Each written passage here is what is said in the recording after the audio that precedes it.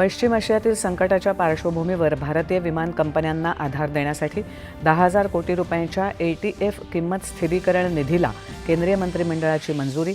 सर्व वर्ग आणि समाज घटकांच्या विकासानेच 2047च्या विकसित भारताचा संकल्प पूर्ण होईल.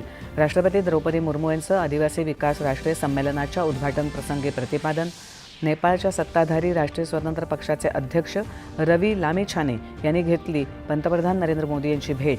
नेपाळमधल्या नवीन सरकारसोबत सहकार्य करायला उत्सुक असल्याचं पंतप्रधानांचं प्रतिपादन. प्रस्तावित शुल्कासंदर्भात भारत अमेरिका व्यापार चर्चा सुरू. केंद्रीय वाणिज्य आणि उद्योग मंत्रालयाची माहिती.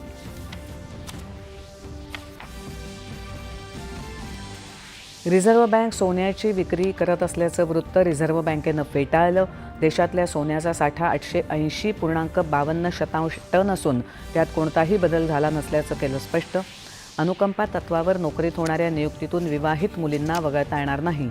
कुटुंबाच्या व्याख्येमधून विवाहित मुलींना वगळणं अन्यायकारक आणि घटनाबाह्य. महायुतीचे सर्व 17 उमेदवार विजयी होतील असा विश्वास व्यक्त करत महायुतीच्या अधिकृत उमेदवारांची यादी जाहीर. बंडखोरांना उमेदवारी अर्ज मागे घेण्याची पक्षश्रेष्ठींची सूचना.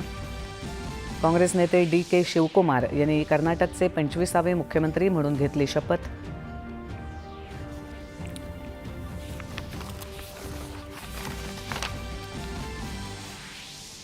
पश्चिम बंगालमध्ये दारुण पराभवानंतर तृणमूल काँग्रेस फुटीच्या उंबरठ्यावर.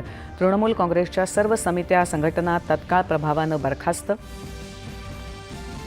भारतीय प्रवाशांसाठी विमानतळ ट्रान्झिट व्हिसा अनिवार्यतेची अट जर्मनीकडून रद्द.